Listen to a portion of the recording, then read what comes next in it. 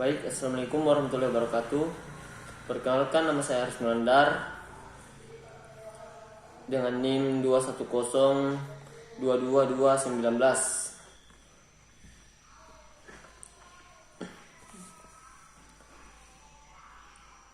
Biografi serta hasil temuan para ilmuwan Islam. Al-Jazari atau Fathers of Robotics.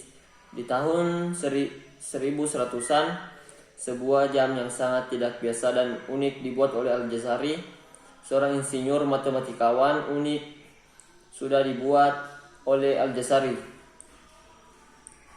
asal Turki. Ini adalah sebuah jam besar yang tampilan luarnya berbentuk gajah yang menopang berbagai ornamen yang disebut sebagai perpaduan berbagai budaya. Penemuan jam gajah ini digadang-gadang sebagai karya robotik pertama di dunia. Kemudian Ibnu al-Haytham atau disebut dengan Fathers of Modern Optics, seorang ilmuwan Arab Saudi bernama Ibnu al-Haytham adalah seorang yang punya kontribusi besar di dunia optik, astronomi serta matematika. Tak hanya itu, di dunia barat dia juga dikenal luas sehingga memiliki nama barat bernama Al-Hasan. Kontribusi besarnya adalah eksperimen serta studinya soal cahaya. Kemudian Abbas Ibnu Firnas, seorang ilmuwan asal Andalusia. Di samping berbagai penemuannya seperti jam air dan juga batu cek baca yang merupakan lensa diletakkan di atas buku agar kita bisa membaca dengan jelas. Ibnu Firnas jauh lebih dikenal di dunia karena mencoba untuk terbang.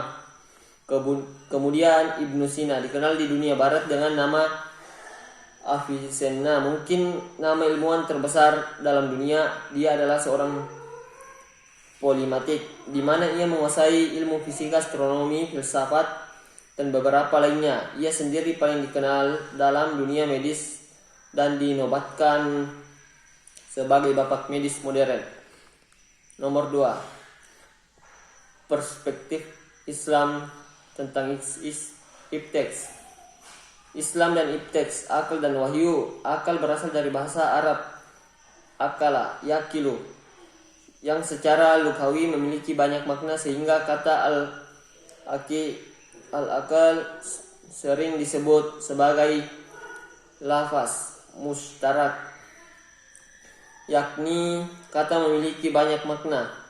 Dalam kamus bahasa Arab Al-Munjid fi al-Lugha wa al-a'lam dijelaskan bahwa akal memiliki adrakah atau mencapai atau mengetahui.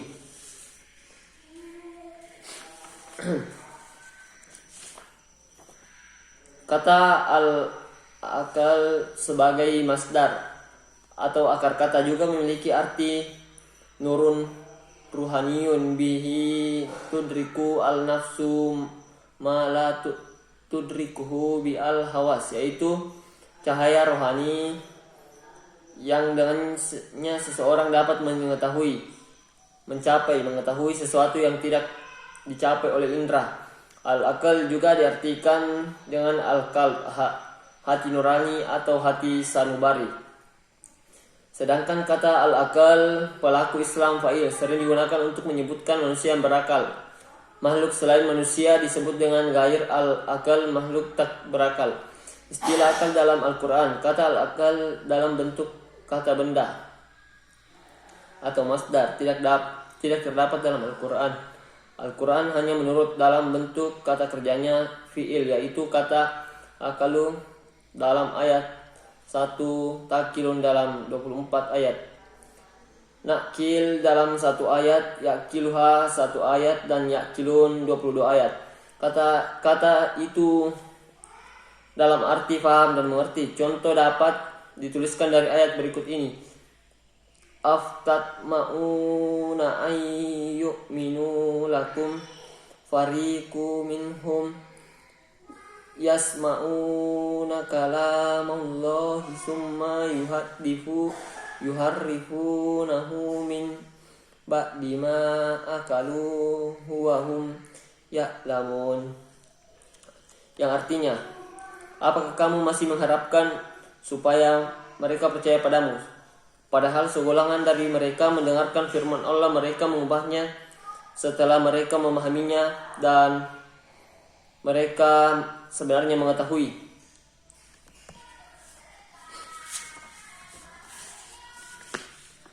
Hubungan antara ilmu agama dan budaya, yaitu agama Islam dan kebudayaan sangat erat, akan tetapi memiliki perbedaan untuk diperhatikan. Agama Islam adalah sesuatu yang final atau akhir, universal, abadi dan tidak dapat berubah atau absolut. Sedangkan kebudayaan dapat berdiri sendiri sebagai agama pribadi. Akan tetapi apabila agama tidak dibarengi kebudayaan, maka agama akan sulit mendapat tempat interaksi. Hal ini dapat terjadi melalui beberapa hal. Pertama, agama mempengaruhi kebudayaan dalam bentuknya, dan yang kedua, kebudayaan dapat mempengaruhi simbol agama. Yang kemudian ketiga, kebudayaan dapat menggantikan sistem nilai dan simbol agama.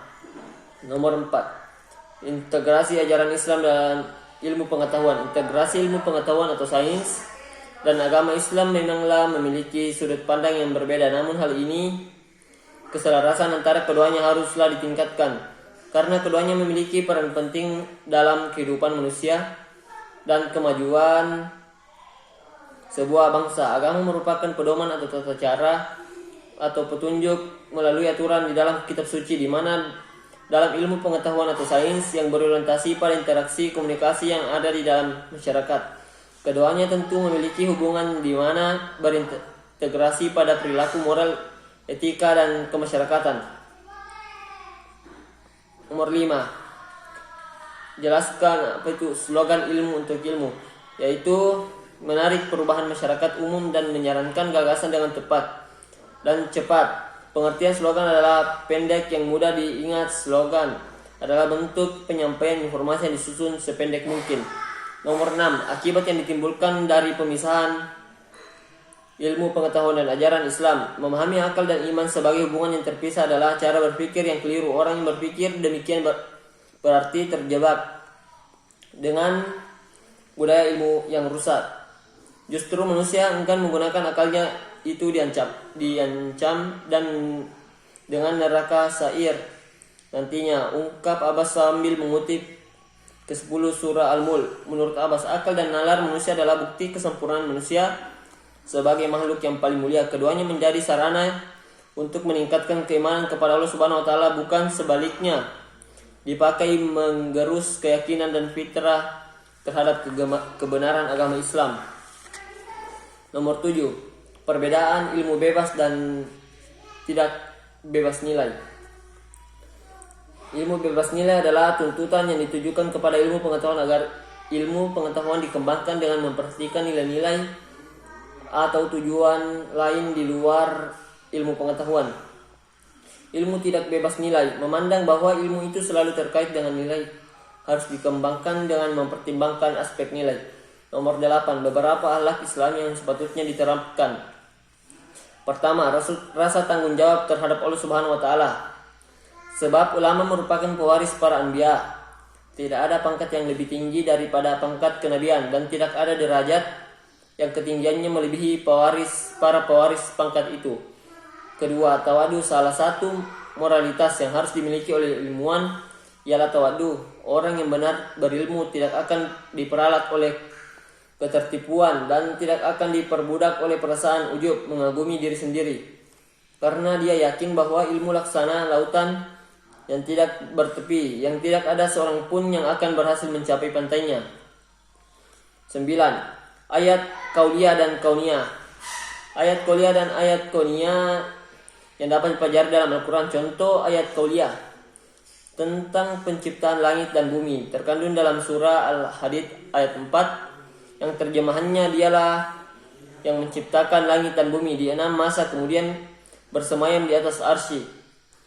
Dia mengetahui apa yang masuk ke bumi dan apa yang keluar dari bumi daripadanya, dan apa yang turun dari langit dan apa yang naik kepadanya. Kauniyah adalah fenomena-fenomena yang terjadi di sekitar kita, misalnya peristiwa alam, sosial dan sebagainya. Contoh penciptaan langit dan bumi. Penciptaan bumi didasari oleh teori Big Bang. Teori tersebut didukung oleh penemuan Edwin teori Big Bang. Teori tersebut didukung oleh penemuan Edwin Paul Hubble, seorang astronom asal Amerika Serikat, saat mengamati bintang-bintang di angkasa lewat teleskop. 10. Tujuan penciptaan manusia.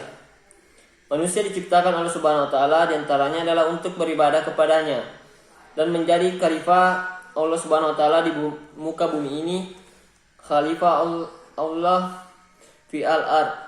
Dalam menjalankan kedua misi tersebut, manusia juga diberi beban yang cukup berat, yaitu berupa al-amanah atau beban takhir. Ya, mungkin itu.